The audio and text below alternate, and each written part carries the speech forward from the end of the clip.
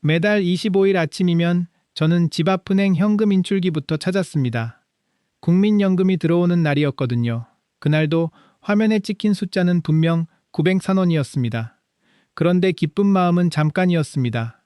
관리비와 보험료, 통신비가 빠져나갈 날짜를 손가락으로 세어보니 아직 돈이 나가지도 않았는데 벌써 통장이 텅 빈 것처럼 느껴졌습니다. 저는 화면을 한참 들여다보다가 잔액 조회표를 뽑았습니다. 그때 제 뒤에 서 있던 할머니 한 분이 말했습니다.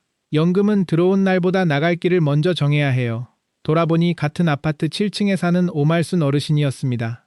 늘 작은 보온병을 들고 다니고 시장에서는 1,000원짜리 한 장도 2번 접어서 쓰는 분이었지요. 그분은 은행 봉투 3장을 무릎 위에 올려놓고 있었습니다. 봉투 앞에는 굵은 검은 글씨가 적혀 있었습니다. 바닥, 일주일, 내일. 저는 그 3글자를 보고도 무슨 뜻인지 몰랐습니다. 말순 어르신은 제 손에 들린 잔액 조회표를 한번 보더니 아무렇지 않게 물었습니다. 정희 씨는 90만 원이 적어서 무서운 거예요? 아니면 어디로 사라지는지 몰라서 무서운 거예요? 그 말에 저는 바로 대답하지 못했습니다. 저는 올해 68인 김정희라고 합니다. 충남 서산의 오래된 주공 아파트에서 혼자 산 지 5년째입니다. 초등학교 급식실에서 28해 동안 밥을 지었고 남편은 시내버스 운전을 하다가 70을 못 넘기고 먼저 갔습니다.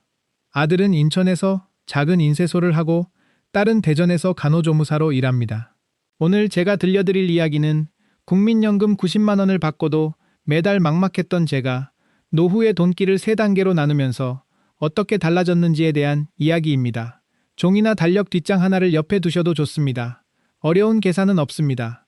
은행 직원만 아는 복잡한 방법도 아닙니다. 다만 3번째 단계에 들어있는 진짜 뜻은 조금 뒤에 말씀드리겠습니다. 저는 세일 단순한 비상금이라고만 생각했습니다. 그 돈이 무엇을 지켜주는지 처음 알았습니다. 여러분은 어떠십니까?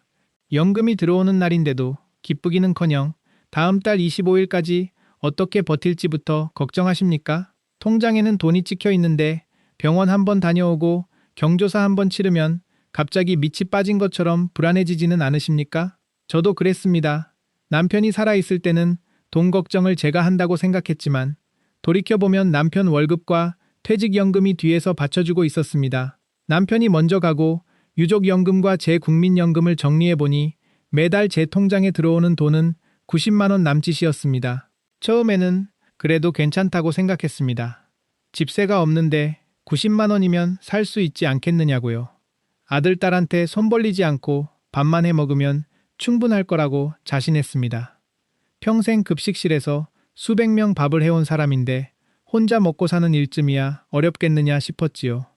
그런데 혼자 사는 돈은 이상했습니다. 한 달에 큰 돈을 쓰는 것도 아닌데 늘 모자랐습니다. 관리비 14만 원, 전기와 가스와 수도를 합치면 계절에 따라 8만 원에서 15만 원, 휴대전화 요금 6만 9천 원, 보험료가 16만 원, 전기와 가스와 수도를 합치면 그 정도를 빼면 그래도 남아야 하지 않습니까? 그런데 시장에 한번 가면 3만 원, 손주 생일이라고 5만 원, 동네 언니 딸이 결혼한다고 10만 원, 아들 인쇄소가 어렵다는 말에 20만 원, 냉장고에서 반찬이 떨어져 배달 음식 한번 시키면 2만 원이 나갔습니다. 겨울에는 보일러 점검비가 들고 여름에는 선풍기가 고장났습니다. 돈은 큰 구멍으로 빠져나간 게 아니었습니다. 손가락만한 구멍이 여기저기 뚫려 있었습니다. 매달 25일에 연금이 들어오면 제일 먼저 미뤄둔 것을 해결했습니다. 지난달 카드값을 메우고 약국 외상은 아니지만 다음에 사려고 미뤄둔 파스를 사고 손주에게 용돈을 보내고 반찬 가게에서 멸치볶음과 장조림을 샀습니다. 그렇게 며칠 지나면 통장에 30만 원이 남았습니다. 그러면 겁이 나서 돈을 안 썼습니다. 점심때가 되어도 집에서 물에 밥을 말아 김치만 놓고 먹었습니다. 경로당에서 온천을 간다고 해도 돈이 아까워 빠졌습니다. 밤에 텔레비전을 보다가 홈쇼핑에서 관절에 좋다는 방석이 나오면 3개월 할부로 샀습니다. 손주가 영상통화로 운동화를 보여주면 먼저 사주겠다고 했습니다. 교회에서 어려운 이웃을 돕는다고 하면 제 사정도 잊고 봉투를 냈습니다. 돈을 쓸 때는 제가 아직 필요한 사람 같았습니다. 누군가에게 무언가를 해줄 수 있는 사람 말입니다. 하지만 카드값이 빠져나가는 날이면 다시 겁이 났습니다. 잘못한 사람처럼 통장을 숨기고 싶었습니다. 저는 그걸 절약이라고 생각했습니다. 전 12월 초였는데 보일러에서 쇳소리가 나기 시작했습니다. 처음에는 물이 끓는 소리겠거니 했지요. 그런데 새벽이면 벽 안쪽에서 망치질하는 것처럼 쿵쿵 소리가 났습니다. 관리사무소 기사님이 와서 보더니 말했습니다. 어머님, 이건 올해는 넘겨도 내년 겨울은 장담 못합니다. 부품만 바꾸면 38만 원이고 전체를 바꾸면 78만 원 정도예요. 저는 웃으며 대답했습니다. 올해만 넘기면 되지요. 사람도 올해만 넘기고 사는데 보일러라고 별 수 있나요? 기사님도 따라 웃었지만 제 속은 얼어붙었습니다. 통장에 41만 원이 있었습니다. 그 돈을 보일러에 쓰면 다음 연금날까지 병원도 못 가고 생활비도 없었습니다. 그렇다고 아들, 딸에게 말하자니 자식들 사정이 먼저 떠올랐습니다. 아들은 인쇄소 기계 할부금 때문에 늘 빠듯했고 딸은 대학생 딸아이 등록금을 대느라 야간 근무까지 했습니다. 저는 기사님을 보내고 보일러실 문을 닫았습니다. 조금만 더 버텨라. 사람한테 하듯 보일러를 두드리며 그렇게 말했습니다. 그날부터 저는 밤에 난방을 줄였습니다. 잘 살고 있는 척했습니다. 가족 대화방에 딸이 엄마 집 안 춥지? 하고 물으면 급식실 불 앞에서 평생 살아서 나는 추위도 안 탄다 라고 답했습니다. 아들이 귤 한 상자를 보내면 보일러 얘기 대신 귤이 달다고만 했습니다. 그 무렵 말순 어르신이 자꾸 눈에 들어왔습니다. 그분은 저보다 6살 많은 74이었는데 아침이면 아파트 화단을 한 바퀴 돌고 꼭 작은 수첩에 무언가를 적었습니다. 주부 한모, 콩나물 한 봉지, 달걀 10개를 사면 수첩을 꺼내 숫자를 적었습니다. 동네 사람들은 그분을 짠순이라고 불렀습니다. 경로당에서 국수를 먹으러 가도 보온병에 물을 담아오고 커피를 사 마시지 않았습니다. 누가 과일을 공동으로 사자고 하면 한참 가격을 따졌습니다. 저도 속으로는 그렇게 생각했습니다. 저렇게까지 아껴서 무슨 재미로 사나. 그런데 어느 날 약국에서 말순 어르신을 만났습니다. 그분이 보청기 배터리와 눈에 넣는 약을 사고 있었습니다. 계산대에 찍힌 금액이 18만 6천 원이었습니다. 계산대에 약국을 나와 제가 물었습니다. 어르신은 큰돈 나가는데도 안 무서우세요? 그러자 말순 어르신이 되물었습니다. 왜 무서워요? 아픈 날 돈으로 아픈 날에 썼는데. 그 말이 이상했습니다. 돈은 돈인데 아픈 날 돈이라니요? 제가 이해하지 못한 얼굴을 하자 말순 어르신은 웃지도 않고 말했습니다. 정희 씨는 모든 돈을 한 통장에 넣고 서로 싸우게 하잖아요. 관리비도 거기서 나가고 약값도 거기서 나가고 아들 부탁도 거기서 나가고 외로울 때 산 물건값도. 제가 뭘 그렇게 헤프게 쓴다고 그러세요? 연금이 90만 원밖에 안 되니까 그렇지요. 말순 어르신은 제 말을 듣고도 따지지 않았습니다. 다만 장바구니 손잡이를 고쳐 잡으며 말했습니다. 내 연금은 72만 원이에요. 저는 그 자리에서 입을 다물었습니다. 그분은 이어서 말했습니다. 돈이 많아서 덜 무서운 게 아니에요. 돈한테 갈 길을 써붙여 놓으면 덜 무서운 거예요. 그러고는 먼저 걸어갔습니다. 며칠 뒤 경로당에서 작은 소동이 있었습니다. 점심을 먹고 있는데 김복래 언니가 갑자기 어지럽다며 의자에서 미끄러졌습니다. 모두 놀라서 구급차를 불렀습니다. 말순 어르신은 당황하지 않고 복래 언니 가방에서 신분증과 약봉투를 찾아 구급대원에게 건넸습니다. 병원까지 따라간 사람도 말순 어르신이었습니다. 저도 뒤늦게 택시를 타고 갔습니다. 검사를 마친 복래 언니는 큰 이상은 없었지만 탈수와 저혈압이 겹쳤다고 했습니다. 수액을 맞고 집으로 돌아갈 수 있었지요. 문제는 병원비였습니다. 복래 언니 얼굴이 새하얘졌습니다. 집에 가서 현금 가져오면 안 될까요?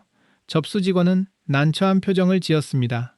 그때 말순 어르신이 자기 카드를 내밀었습니다. 제가 먼저 낼게요. 집에 가서 천천히 주세요. 병원비는 23만 원이 조금 넘었습니다. 저는 말순 어르신이 그렇게 큰 돈을 바로 낼 수 있다는 사실보다 그분 얼굴이 하나도 흔들리지 않는다는 게 더 놀라웠습니다. 경로당 커피 한 잔도 안 사는 사람이 남의 병원비 23만 원을 망설이지 않고 내다니요. 돌아오는 택시에서 제가 물었습니다. 복래 씨가 안 갚을까 봐요? 그것도 그렇고 갑자기 23만 원이 나갔잖아요. 말순 어르신은 창밖을 보며 말했습니다. 그 돈은 내 생활비에서 나간 게 아니에요. 사람 살리는 데 쓰려고 따로 둔 돈에서 나갔어요. 남의 병원비까지 따로 두세요? 남의 돈이 아니라 내 마음 편할 돈이지요. 평생 같이 산 동네 사람이 병원 접수대에서 쩔쩔매는데 모른 척하면 집에 가서 내가 잠을 못 자요. 그날 저는 처음으로 그분이 단순히 돈을 안 쓰는 사람이 아니라는 생각을 했습니다. 돈을 쓸 자리와 쓰지 않을 자리를 정해놓은 사람이었습니다. 며칠 뒤 저는 말순 어르신 집에 처음 들어가 봤습니다. 아파트는 우리 집과 같은 평수였지만 물건이 많지 않았습니다. 거실 장식장 위에는 남편 사진과 오래된 버스 안내양 모자가 놓여 있었습니다. 말순 어르신은 젊을 때 시외버스 안내양으로 일했고 결혼한 뒤에는 남편과 작은 문구점을 30년 했다고 했습니다. 식탁 위에는 은행 봉투 3장과 빨간 수첩 하나가 있었습니다. 바닥, 일주일, 내일, 은행 봉투 3장과 빨간 수첩 하나가 있었습니다. 저는 조금 창피했습니다. 남한테 속옷 서랍을 보여주는 것처럼 통장 내역을 펼쳐놓기가 싫었습니다. 그래도 방법을 알고 싶어 휴대전화를 열어 최근 석 달간 사용한 돈을 하나씩 적었습니다. 말순 어르신은 빨간 수첩에 줄을 3개 그었습니다. 첫 번째는 안 내면 오늘 사는데 문제가 생기는 돈이에요. 관리비, 전기, 가스, 기본 식비, 꼭 필요한 약값. 아래 저는 괜히 얼굴이 뜨거워졌습니다. 처음 2달만 먹고 찬장에 쌓여 있던 것이었습니다. 말순 어르신은 아무것도 당장 끊으라고 하지 않았습니다. 다만 물었습니다. 이 돈을 안 쓰면 정희 씨가 오늘 밥을 못 먹어요? 아니요. 약을 못 먹어요? 아니요. 집에서 쫓겨나요? 그건 아니지요. 그러면 바닥은 아니에요. 그날 계산해보니 제 진짜 바닥돈은 한 달에 약 51만 원이었습니다. 관리비와 공과금 평균 23만 원, 꼭 필요한 보험과 의료비 10만 원, 기본 식비 15만 원. 하지만 90만 원 전부가 꼭 필요한 돈은 아니었습니다. 그 사실이 이상하게 충격이었습니다. 저는 늘 90만 원이 모자란다고만 생각했지 그중 얼마가 정말 살아가는 데 필요한 돈인지 한 번도 계산하지 않았습니다. 말순 어르신이 말했습니다. 첫째는 바닥을 정하는 거예요. 바닥이 없으면 돈이 줄 때마다 낭떠러지처럼 느껴져요. 바닥이 보이면 여기까지는 살아도 된다는 선이 생깁니다. 저는 빨간 수첩에 510만 원이라고 적었습니다. 말순 어르신이 그 숫자에 동그라미를 쳤습니다. 연금 들어오는 다음 날 이 돈은 따로 놓으세요. 자동이체 통장으로 보내든 통장 하나를 새로 만들든 중요한 건 이 돈을 다른 부탁에 쓰지 않는 겁니다. 저는 물었습니다. 아들이 급하다고 해도요? 말순 어르신은 한참 저를 보다가 대답했습니다. 아들 부탁 때문에 정희 씨 전기와 약값이 없어지면 나중에는 아들이 더 큰 돈을 내야 해요. 바닥을 지키는 게 자식한테도 덜 미안한 일입니다. 그 말이 맞는 것 같으면서도 마음은 불편했습니다. 우리 세대는 자식이 어렵다고 하면 통장부터 여는 버릇이 있지 않습니까? 말순 어르신은 제 표정을 보고 더 말하지 않았습니다. 대신 2번째 봉투를 밀어주었습니다. 일주일.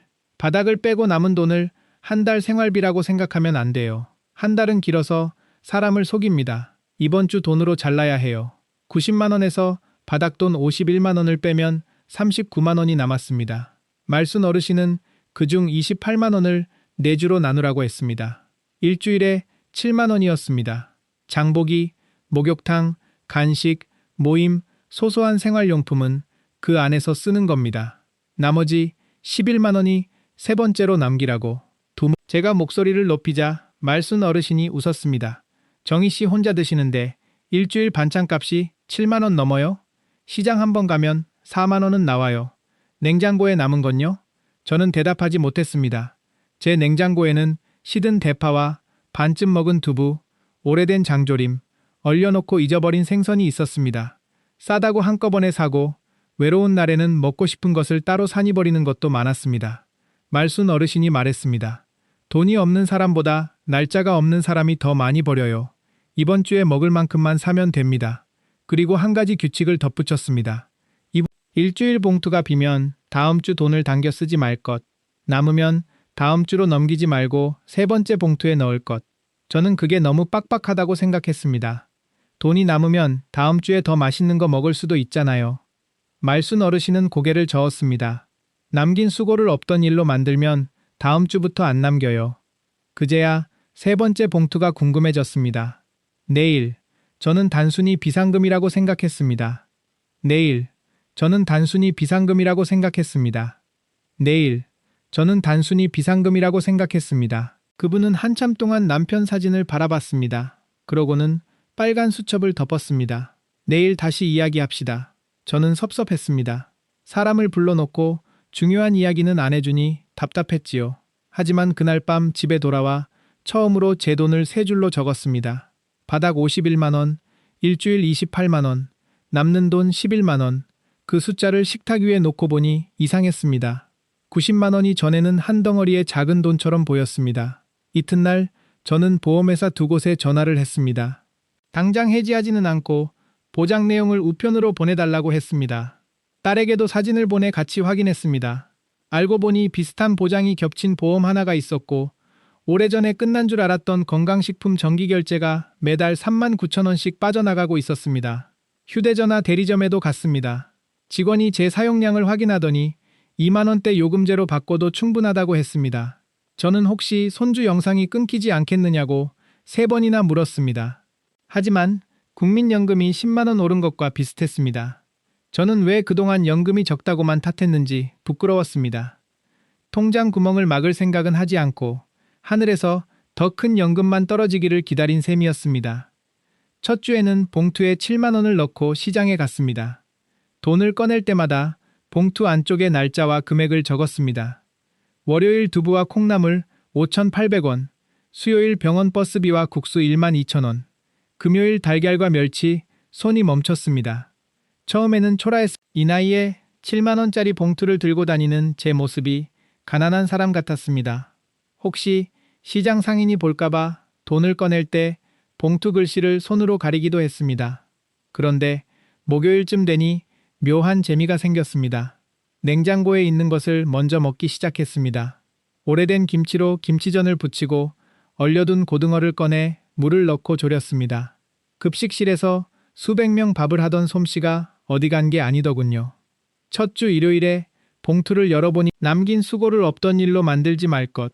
저는 1만 6천 원을 내일이라고 쓴 봉투에 넣었습니다. 두 번째 주에는 9천 원이 남았습니다. 세 번째 주에는 병원에 다녀오느라 2천 원밖에 남지 않았습니다. 그래도 다음 주 돈을 당겨 쓰지는 않았습니다. 그달 25일이 오기 전날 제 통장에는 처음으로 13만 원이 남아 있었습니다. 연금이 들어오기 직전 통장에 10만 원 넘게 남아있는 것을 본 게 언제였는지 기억도 나지 않았습니다. 그분이 오자 자랑스럽게 잔액 조회표를 보여주었습니다. 어르신, 저 이번 달에 13만 원 남았어요.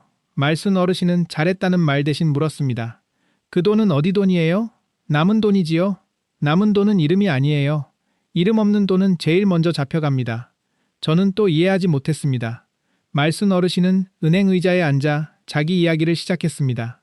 그분 남편은 문구점을 하다가 69에 뇌출혈로 쓰러졌다고 했습니다.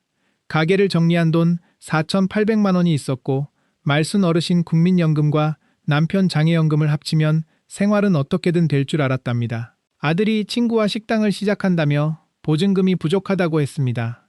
엄마, 딱 2천만 원만 빌려줘. 석 달이면 갚아. 말순 어르신은 남편 치료비로 남겨둔 돈이었지만 자식이 살 길을 찾는다는데 모른 척할 수 없었다고 했습니다. 2천만 원을 보냈습니다. 석 달 뒤 식당은 문을 닫았습니다. 돈은 돌아오지 않았습니다. 그래도 아들을 원망하지 않았답니다. 장사하다 보면 그럴 수 있다고 생각했습니다. 그런데 남은 돈이 빠듯했습니다. 말순 어르신은 공사를 미뤘습니다.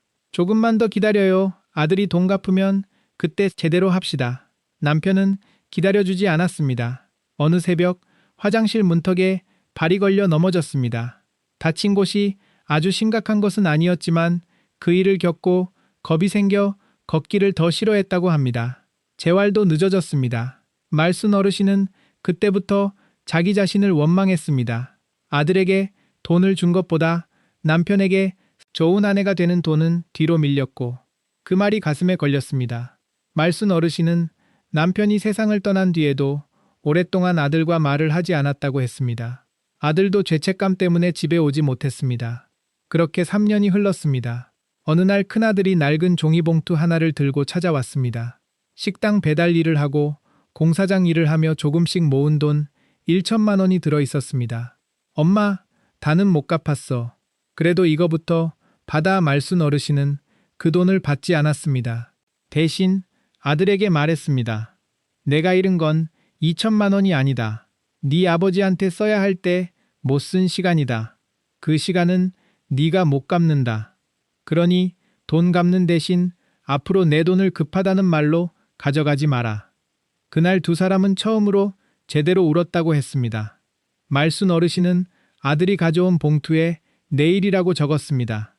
그 안에 있던 1천만 원은 다시 아들에게 돌려주지 않고 자기 이름으로 정기예금에 넣었습니다. 내가 누구 부탁을 거절해도 굶지 않을 돈, 갑자기 집을 고쳐야 해도 자식 눈치를 안 볼 돈, 싫은 곳에서 나올 수 있는 돈, 그게 내일 돈이에요. 말순 어르신은 제 눈을 똑바로 보며 말했습니다. 비상금이라고만 생각하면 비상시에만 쓰려고 하잖아요. 내일 돈은 내 선택을 지키는 돈이에요. 저는 그제야 세 번째 봉투의 뜻을 알았습니다. 바닥은 오늘을 무너지지 않게 하는 돈이었습니다. 내일은 누군가에게 휘둘리지 않고 내 뜻을 지키게 하는 돈이었습니다. 말순 어르신이 말했습니다. 연금이 적어서 막막한 게 아니에요. 들어온 돈마다 갈 자리가 없어서 막막한 거예요. 그 말이 오늘 이야기의 중심입니다. 저는 90만 원이라는 숫자만 바라보며 살았습니다. 적다, 부족하다, 남들보다 못하다. 그렇게 생각했습니다. 하지만 말순 어르신은 돈의 크기보다 순서를 보라고 했습니다. 첫째, 바닥을 먼저 떼어놓을 것. 둘째, 한 달 돈을 일주일씩 잘랐을 것. 셋째, 내일 돈을 만들어 내 선택을 지킬 것. 방법은 단순했습니다. 너무 단순해서 처음에는 우습게 보였습니다. 하지만 단순한 사람 마음 때문이었습니다. 저는 다음 연금날 은행에 가서 통장 2개를 새로 만들었습니다. 첫 번째 통장은 관리비와 공과금, 꼭 필요한 보험료와 약간만 빠져나가게 했습니다. 연금이 들어오면 다음 날 51만 원을 자동으로 옮겼습니다. 은행 직원이 물었습니다. 생활비는 이 통장에서 안 쓰실 거예요? 예, 이건 바닥이라서 아무나 못 건드립니다.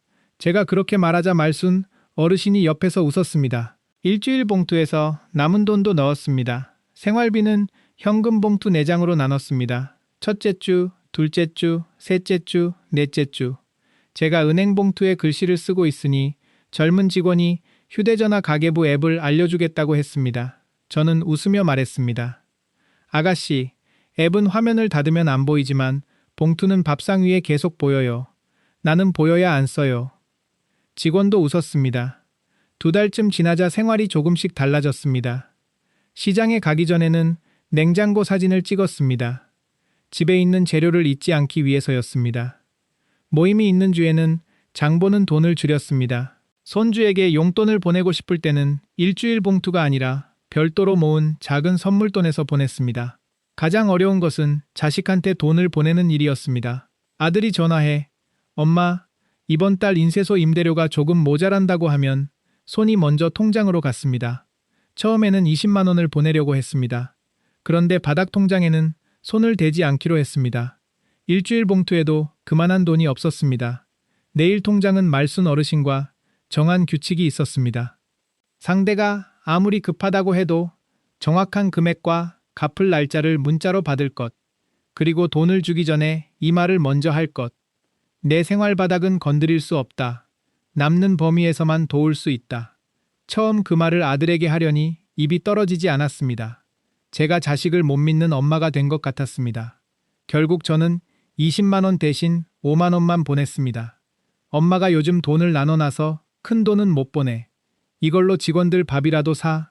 아들은 잠깐 말이 없었습니다. 내가 다른 데 알아볼게. 그 말을 듣고도 마음이 편하지 않았습니다. 전화를 끊고 한참 통장을 들여다봤습니다. 좋은 엄마가 아닌 것 같아 미안했습니다. 그날 저녁 말순 어르신에게 전화를 했습니다. 어르신, 저 너무 매정한가 봐요. 말순 어르신이 물었습니다. 아들이 굶는데요? 그건 아니지만 임대료가 모자라대요. 정희 씨가 20만 원 보내면 인쇄소가 살아나요? 그것도 아니지요. 그럼 정희 씨 마음만 잠깐 편해지는 돈이네요. 아들 문제는 그대로고. 그 말이 맞았습니다. 상대 문제를 해결하지 못하면서 내 마음만 잠깐 편해지는 돈을 보냅니다.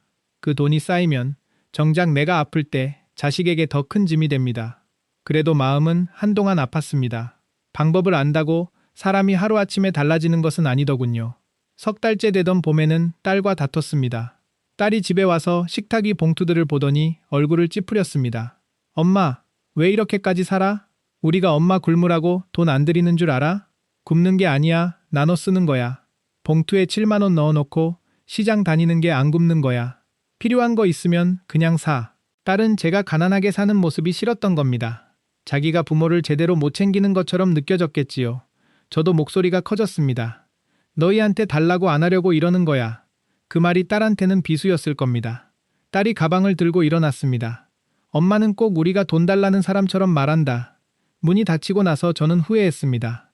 말순 어르신에게 배운 건 돈을 나누는 법인데 저는 또 사람 마음을 잘라버렸습니다. 그날 밤 딸에게 전화를 했지만 받지 않았습니다.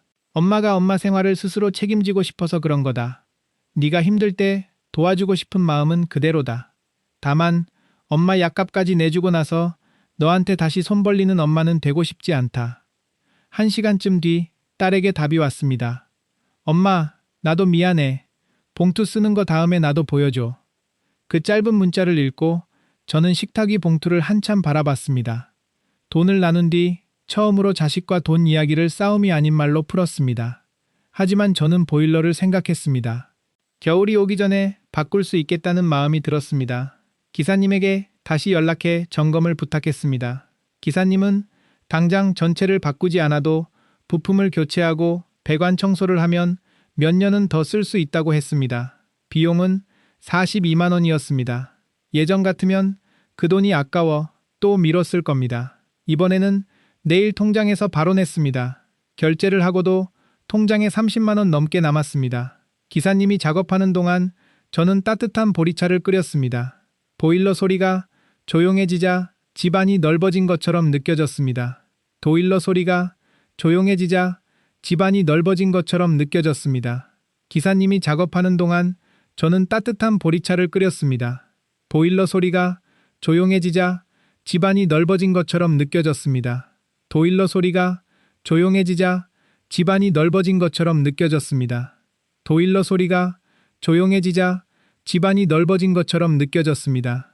보일러 소리가 조용해지자 집안 그 돈은 사라진 게 아니었습니다. 겨울밤의 잠으로 바뀐 것이었습니다. 그 무렵 복래 언니도 저희 방법을 따라하기 시작했습니다. 병원에서 카드 한도가 막힌 일을 겪고 겁이 났던 모양입니다. 하지만 복래 언니는 국민연금을 103만 원이나 받으면서도 늘 돈이 없었습니다. 이유는 손주였습니다. 딸이 이혼하고 혼자 아이를 키웠는데 복래 언니는 손주 학원비와 휴대전화 요금을 대신 내주고 있었습니다. 손주가 힘들다고 하면 운동화도 사주고 여행 경비도 보탰습니다. 제가 조심스럽게 말했습니다. 언니도 바닥돈부터 떼어놔. 복래 언니, 나는 손주 하나 보고 사는데 걔한테 돈 안 쓰면 뭐하러 살아. 그 말에 저는 더 강하게 말하지 못했습니다. 그 마음을 알았거든요. 우리 나이에는 돈을 주는 일이 사랑을 확인하는 방법이 되기도 합니다. 자식과 손주가 전화를 자주 하지 않아도 송금한 날에는 할머니 고마워라는 문자가 옵니다. 그 한 줄이 좋아서 또 보냅니다. 몇 달 뒤 복래 언니가 무릎 수술을 해야 했습니다. 입원 보증금과 간병비가 필요했습니다. 복래 언니는 병원 침대에서 제 손을 잡고 울었습니다. 내가 애 도우려다 애엄마 빚만 늘렸네. 저는 뭐라고 위로해야 할지 몰랐습니다. 복래 언니가 잘못된 사람이어서 그런 게 아니었습니다. 필요한 사람이고 싶었던 겁니다. 손주 인생에 자기가 아직 자리가 있다는 것을 돈으로 확인하고 싶었던 겁니다. 수술 뒤 복래 언니는 손주에게 처음으로 말했습니다. 할머니가 너를 안 사랑해서가 아니다. 이제부터 학원비는 엄마하고 의논해라. 할머니는 할머니 병원비부터 모을 거다. 할머니는 할머니 병원비부터 모을 거다.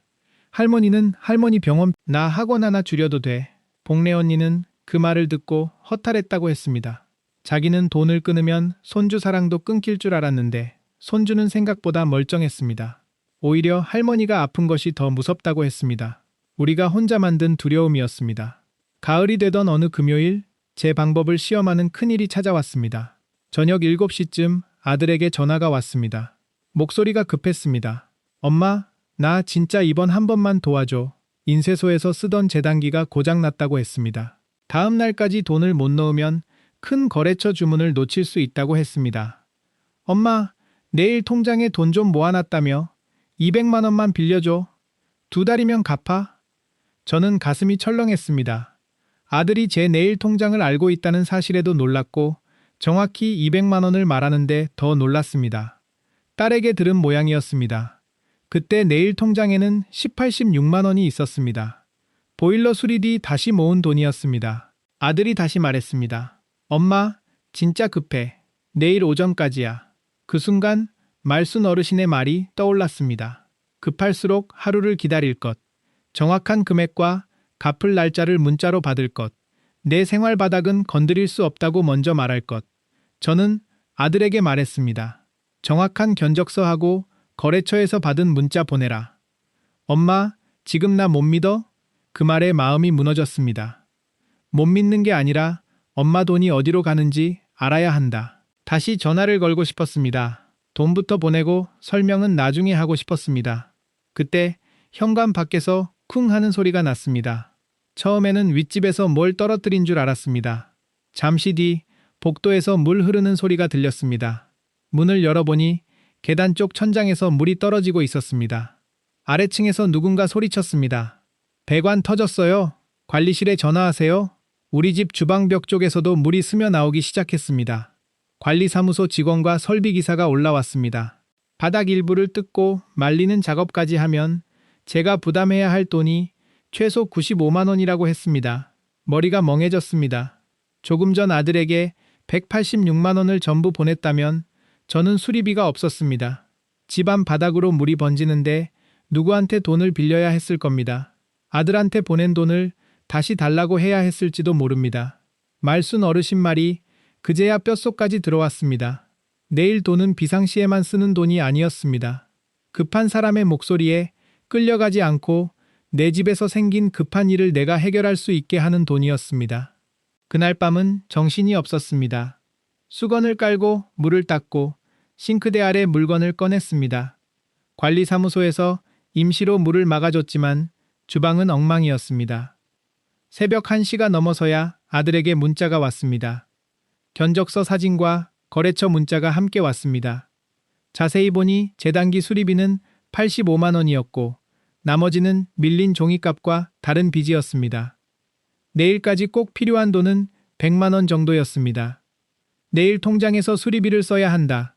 너한테 200만 원은 못 준다. 한참 뒤 아들이 낮은 목소리로 말했습니다. 엄마, 미안해. 저는 30만 원만 보내겠다고 했습니다. 그것도 바닥돈과 내일 돈을 해치지 않는 범위에서였습니다. 아들은 처음에는 받지 않겠다고 했습니다. 결국 직원 한 명에게 사정을 말하고 거래처와 지급일을 조정했다고 했습니다. 재단기 수리비는 카드로 나눠냈고 종이값은 일부만 먼저 지급했습니다. 엄마, 그날 200만 원 보내줬으면 내가 또 다음 급한 일에 엄마부터 찾았을 것 같아. 이제 사업돈은 내가 따로 준비할게. 저는 그 문자를 읽고 한참 울었습니다. 아들을 거절한 것이 아들을 버린 일이 아니었습니다. 아들이 자기 일을 자기 힘으로 해결하게 두는 일이었습니다. 며칠 뒤 아들이 내려왔습니다. 주방 바닥이 새로 마른 것을 살펴보고 싱크대 문짝을 다시 달아줬습니다. 저녁에는 둘이 국수를 삶아 먹었습니다. 아들이 식탁 위 새 봉투를 보더니 물었습니다. 엄마, 이게 그거야? 뭐가? 엄마 노후 바꿨다는 봉투. 저는 웃었습니다. 누가 그렇게 말했어? 누나가. 엄마 요즘 돈 때문에 덜 불안해한다고. 아들은 내일이라고 적힌 봉투를 한참 들여다봤습니다. 엄마, 나 때문에 이거 다 없어질 뻔했네. 저는 봉투를 아들 쪽으로 밀었다가 다시 제 앞으로 가져왔습니다. 이건 너를 안 돕는 돈이 아니야. 엄마가 너한테 평생 짐이 안 되려고 모으는 돈이야. 아들은 고개를 숙였습니다. 그리고 말했습니다. 그럼 나도 하나 만들어야겠다. 그날 아들은 편의점에 가서 은행 봉투 3장을 얻어왔습니다. 엄마, 제가 웃으며 물었습니다. 엄마 봉투에는 얼마 넣을 건데? 아들이 대답했습니다. 돈 말고 전화 넣을게. 일주일에 한 번. 말은 그렇게 했지만 그 뒤로 아들은 정말 매주 일요일 저녁에 전화를 했습니다. 길게 통화하지는 않았습니다. 엄마, 밥 먹었어? 이번 주 봉투 남았어? 배관은 괜찮아? 그 정도였습니다. 하지만 저는 그 전화가 좋았습니다. 돈을 보내서 받는 고맙다는 문자보다 돈을 보내서 받는 시야가 자꾸 흐려져 빨간 수첩 글씨를 읽기 어려워졌거든요. 수술 전날 그분 집에 갔더니 식탁 위에 새 봉투 3장이 놓여 있었습니다. 정희 씨, 글씨 좀 써줘요. 제가 검은 매직을 들었습니다. 뭐라고 쓸까요? 알잖아요. 저는 첫 번째 봉투에 바닥이라고 썼습니다. 두 번째에는 일주일, 세 번째에는 내일. 말순 어르신이 손가락으로 글씨를 만지더니 말했습니다. 내 눈이 흐려져도 돈 갈 길까지 흐려지면 안 되잖아요. 그 말에 코끝이 시큰했습니다. 저는 매달 25일이면 말순 어르신과 같이 은행에 갔습니다. 그분이 직접 하던 일을 제가 옆에서 조금 도왔습니다. 어느 날 은행에서 돌아오다가 제가 물었습니다.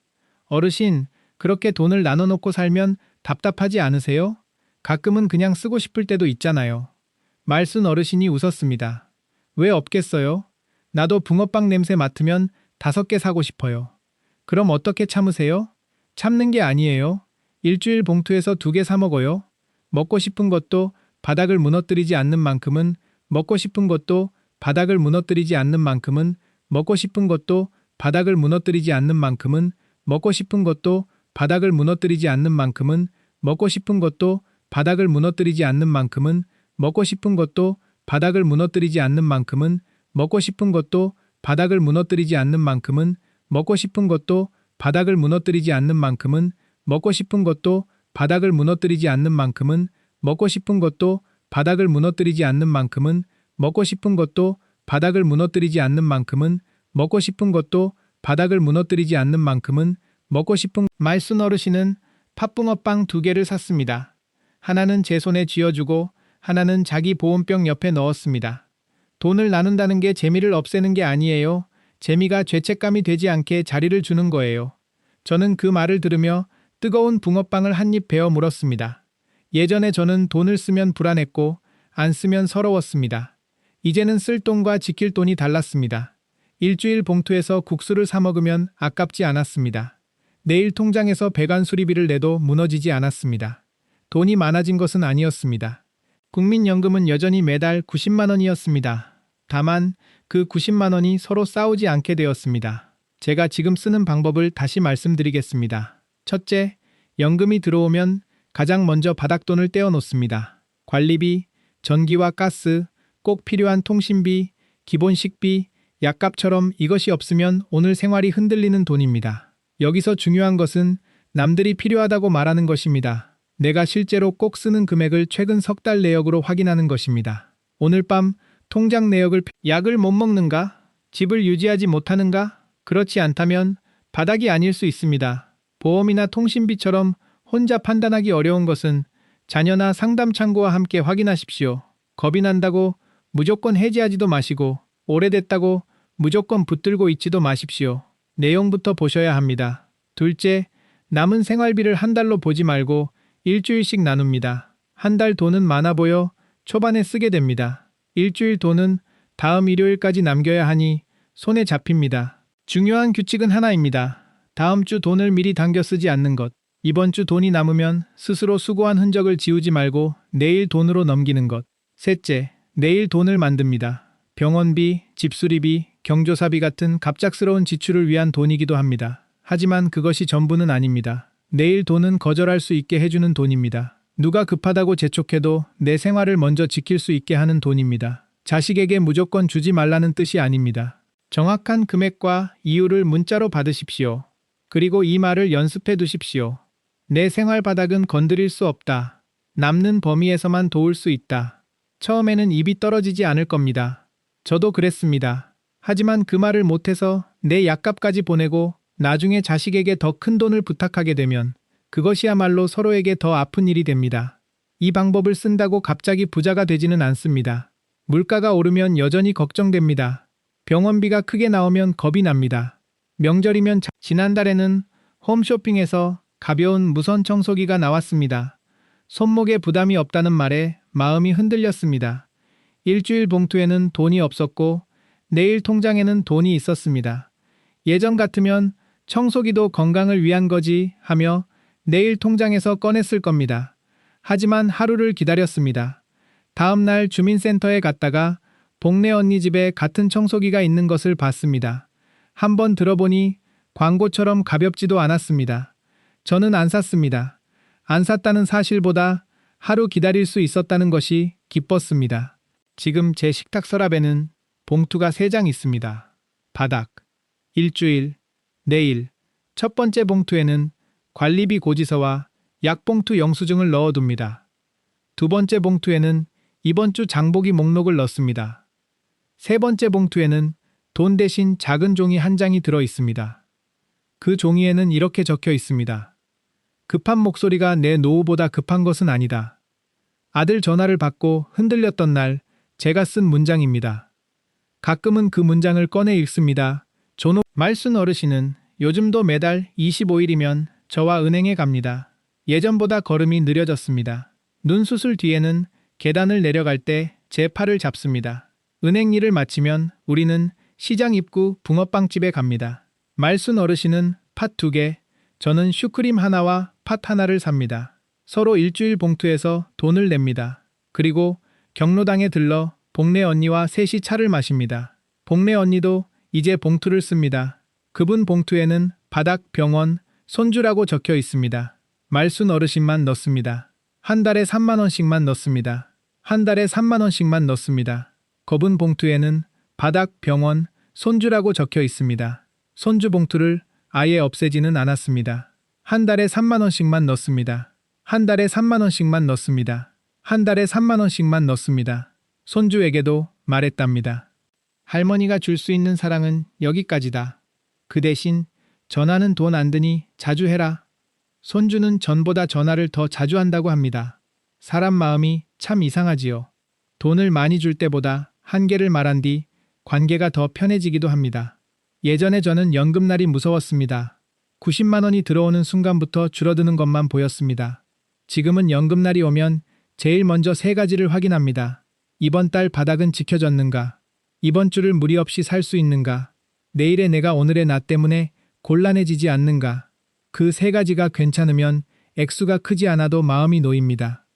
저는 이제 국민연금 90만 원으로 모든 것을 할 수 있다고 말하지 않습니다. 집세가 있거나 큰 병원비가 드는 분에게는 턱없이 부족할 수 있습니다. 가족 상황도 사람마다 다릅니다. 하지만 한 가지는 분명히 말씀드릴 수 있습니다. 연금은 액수가 커야만 내 편이 되는 돈이 아닙니다. 순서를 정해줘야 내 편이 되는 돈입니다. 돈이 적어서 불안한 날도 있지만 돈이 어디로 갈지 몰라서 불안한 날은 줄었습니다. 제가 오늘 여러분께 드리고 싶은 한 문장은 이것입니다. 노후를 지키는 것은 큰 돈이 아니라 오늘 밤 딱 한 가지만 해보십시오. 종이 한 장을 꺼내 맨 위에 매달 들어오는 연금과 고정 수입을 적으십시오. 그 아래에 3글자를 써보세요. 바닥, 일주일, 내일. 그리고 최근 한 달 동안 쓴 돈을 3자리 중 어디에 놓을지 한번 나눠보십시오.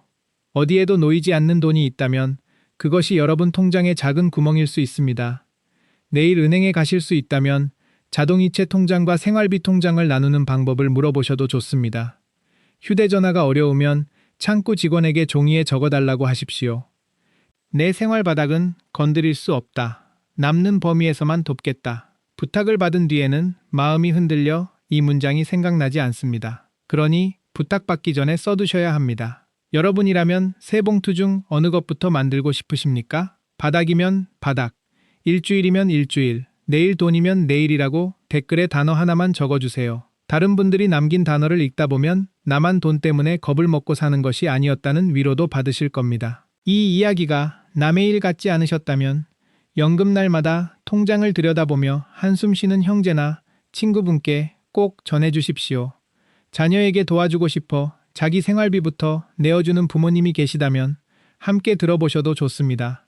좋아요와 구독, 알림 설정을 해두시면 다음에도 우리 나이에 꼭 필요한 돈 이야기와 사람 이야기를 차분히 들고 찾아오겠습니다. 오늘 식사 거르지 마시고 약 드실 시간 잊지 마시고 통장보다 여러분 몸을 먼저 챙기십시오. 돈은 다시 모을 수 있어도 오늘의 건강과 마음은 오늘 지켜야 합니다.